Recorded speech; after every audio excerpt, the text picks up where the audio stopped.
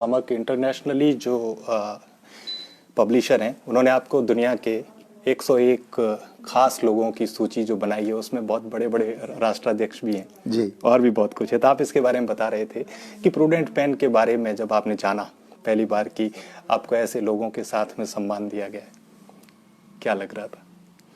वो आप देखिए कि लोग इसको लॉकडाउन को और कोरोना की स्थितियों को लेकर के बड़े बेचैन रहे। सब लोगों को लगा कि अब सब कुछ खत्म हो जाएगा, लेकिन इस बीच में भी जो एक अवसर मिला, ये अवसर मेरी ज़िंदगी का सबसे बड़ा बेहतरीन अवसर है।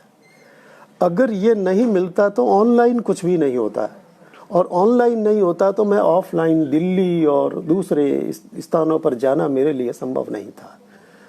तो जब मुझे पहली बार हिंदी दिवस के अवसर पर मेरे एक पब्लिशर है, उन्होंने मुझे कहा कि आप ये जो सबमिट हो रही है इसमें शामिल दिल्ली में हो जाइए जी।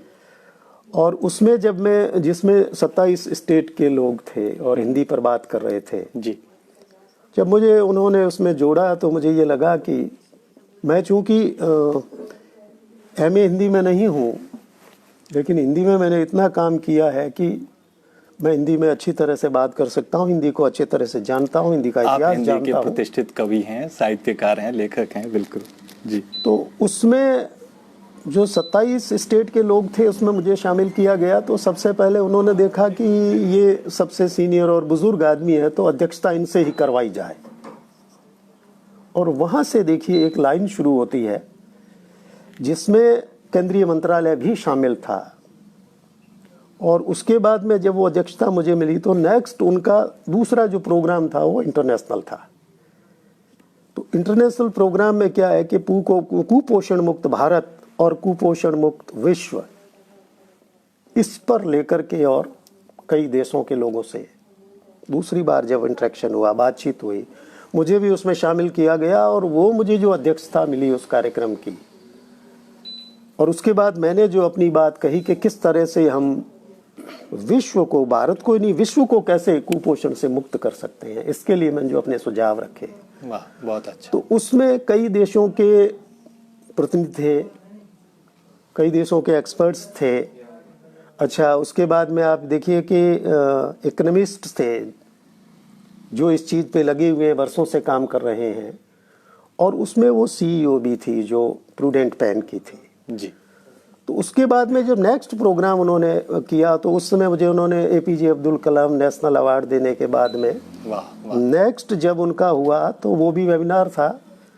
और मेरी ज़िंदगी में 70 साल की उम्र में मैं इस मोबाइल को भी बड़ा मुश्किल से सीख पाया, और ऐसे में इतने बड़े नेशनल इंटरनेशनल लेवल के जो है वेबिनार समिट जो होती है उसको आप कैसे फेस करेंगे।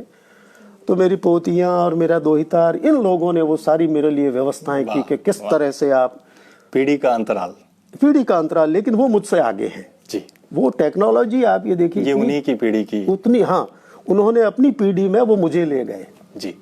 और उसका मुझे ये फायदा हुआ साहब कि जब महात्मा गांधी पर चर्चा हुई और उन्होंने जो ग्लोबल गांधी पीस सम्मान मुझे जो दिया, तो उसमें वो सीईओ उस समय भी शामिल थी। ये प्रूडेंट पेन अफ्रीका की है और इंटरनेशनल पब्लिशर है।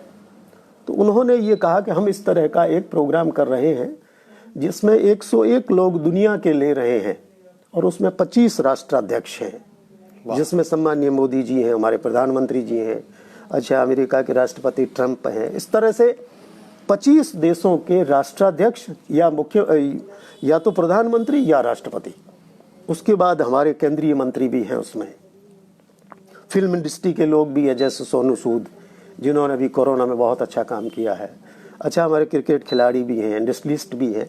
लेकिन इसमें वो लोग हैं जो फर्श से अर्श तक पहुँचे हैं, जिन्होंने बहुत सारी तकलीफ़ें देखी है और लोगों के लिए एक मोटिवेशन, खुद मोटिवेट हुए हैं, लोगों को मोटिवेशन देने के लिए उन्होंने काम किया है।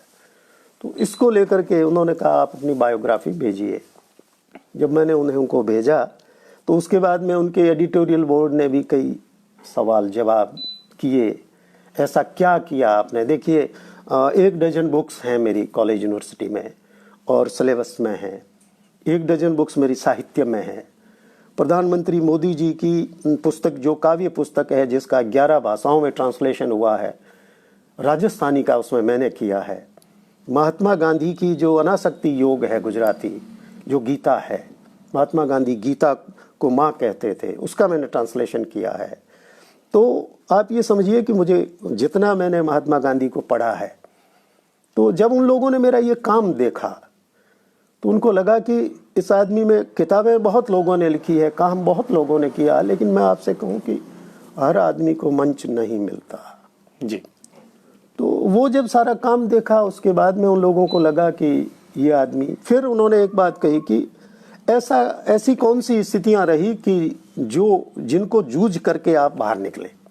वाह।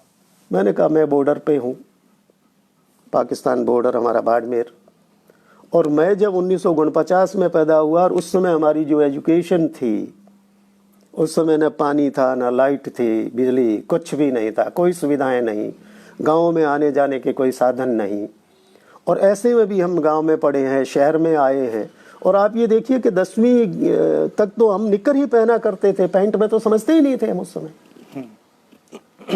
अच्छा, उसके बाद जब 35 की मेरी एज हो गई तो मेरे इस राइट हैंड ने काम करना बंद कर दिया। ये कांपता है हाथ मेरा, इसने काम बंद जब कर दिया तो मैंने लेफ्ट से काम शुरू किया, और उसके बाद में जितना भी रिटर्न में मैंने काम जो किया है वो सारा लेफ्ट से किया है। मैं अगर उस समय हार जाता तो मेरा ये लेखन और मेरा सारा, आज जिस स्पेशल पोजीशन पर मैं हूँ, मैंने लेक्चरशिप के एग्ज़ाम दिए, मैंने पीएचडी किया, अभी मैं देश की 5 यूनिवर्सिटी में रिसर्च गाइड हूँ। कई लोगों ने मेरे पास में रिसर्च किया है, पीएचडी करी है। तो आप ये देखिए कि ये दूसरी बात थी कि मैं हार नहीं मानी। इसके अलावा उन्होंने मुझे कहा कि और ऐसा क्या है, तो फिर मैंने उनसे कहा कि मेरे डिस्क का मामला जो है, 10-11 साल पहले मेरी जो डिस्क है वो स्लिप हो गई, मैं बेड पे आ गया, और 3 साल तक मैं बेड पे पड़ा रहा। मैंने ऐसी कोई मेडिसिन नहीं थी, ऐसा कोई स्थान नहीं था कि जिसको नहीं दिखाया हो। आप देखिए, एमआरआई को अमेरिका भिजवाया था मैंने कि वहाँ से क्या कुछ हो सकता है, तो उन्होंने, बाबा रामदेव के पास में व्यक्तिगत रूप से गया हूँ, और अस्पताल और होम्योपैथी, एलोपैथी, पैथियाँ जितनी भी है ये सारी किसी को छोड़ा नहीं। लेकिन उसके बाद में भी जब मुझे ठीक नहीं हुआ तो मुझे लगा कि अब परमात्मा से बात करनी चाहिए, और मैंने फिर अध्यात्म पर जो जोर दिया, मैंने मेरा डायरेक्शन, इस दरमियान 2 चीज़ें मैंने देखी। एक तो एक संसार को बहुत नज़दीक से देख लिया कि कौन मेरा है और कौन मेरा नहीं है, क्योंकि आप आज अच्छी पोस्ट पर हैं, आप चल रहे हैं, फिर रहे हैं, लोगों को आपसे अपेक्षाएं हैं, लोग 10, 20, 50, 100 लोग आपके आगे पीछे घूमेंगे, किशोर जी नमस्कार, कैसे हैं सर, हुक्म करें साहब, कोई सेवा हो तो बताइए। लेकिन बेड पे पड़े व्यक्ति से कोई अपेक्षा नहीं रहती, उसके साथ कोई खड़ा नहीं होता। ऐसे में मुझे लगा कि संसार को देख लेने के बाद फिर अध्यात्म पर मैंने अपना एक नजरिया बदला। उससे मुझे एक मोटिवेशनल, इंटरनल मोटिवेशनल मेरे बॉडी में आया कि नहीं, ये शरीर पुद्गल है, शरीर अपना काम कर रहा है। पीड़ा जो है, अभी भी आप ये देखिए कि मैं चल नहीं पाता हूँ, मेरे आप अच्छे से चलते हैं, कमर में मेरे इतना पेन है कि आप, लेकिन आपकी जिजीविषा बड़ी है सर। मैं आपको बताऊं कि दूसरा आदमी हो तो उसे इंजेक्शन लगाना पड़े, टैबलेट कोई काम नहीं आता, लेकिन मैंने इसको अलग कर दिया है। भाई बॉडी का दर्द है, तू तेरा काम कर, मैं मेरा काम करता हूँ। वाह वाह वाह। ये जो है, इसको सेपरेट करना, ये हर आदमी नहीं कर सकता। चूंकि मैं साधु संतों के पास में रहा हूँ, मैंने काम किया है, मैंने देखा है। उसके बाद में फिर उन्होंने ये सुना, और मैंने कहा अगर कोई दूसरा व्यक्ति यहाँ होता तो उसकी 6ठी 7वीं पुण्यतिथि होती सर।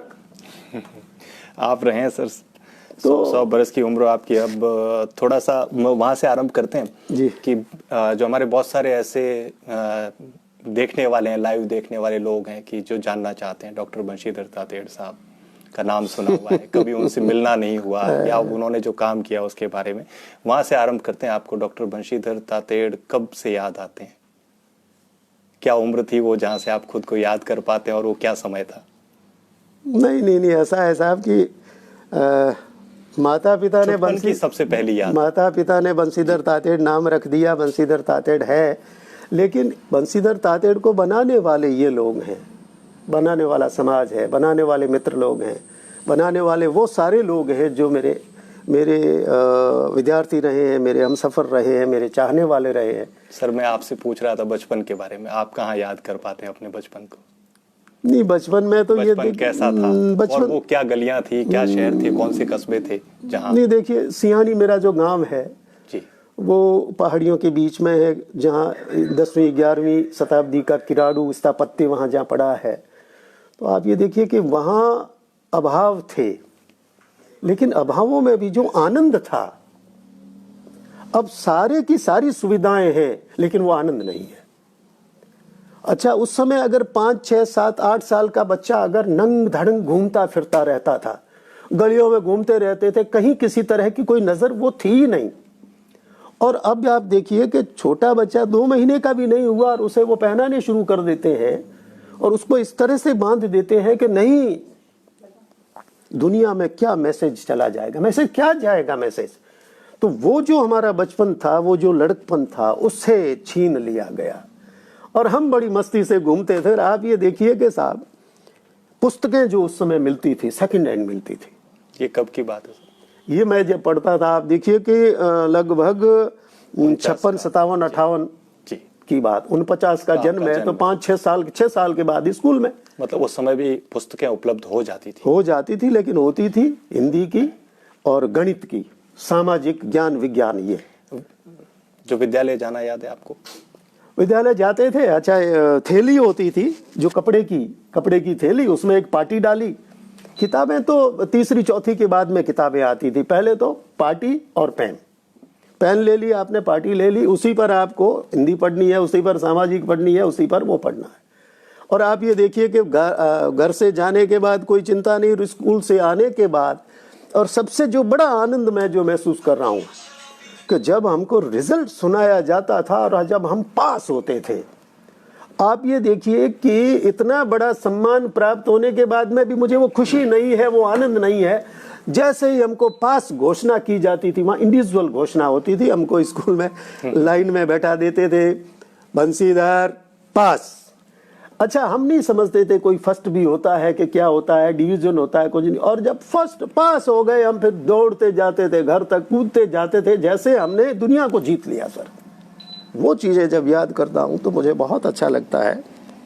अब बहुत फर्क हो गया इन बातों में, बहुत फर्क हो गया। हमारे मेजर पर्वत सिंह जी उस समय सेना में हुआ करते थे, मेरे गांव के।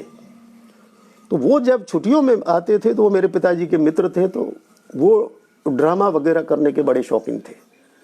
तो हमने उस समय पृथ्वीराज की आंखें, जब मैं आप देखो 12-13 साल का मैं था, 7वीं 8वीं में था, मैंने उसमें नाटकों में काम किया है। और उस समय हम लोग गाते थे, चना जोर गरम बाबू में लाया मजेदार चना जोर गरम।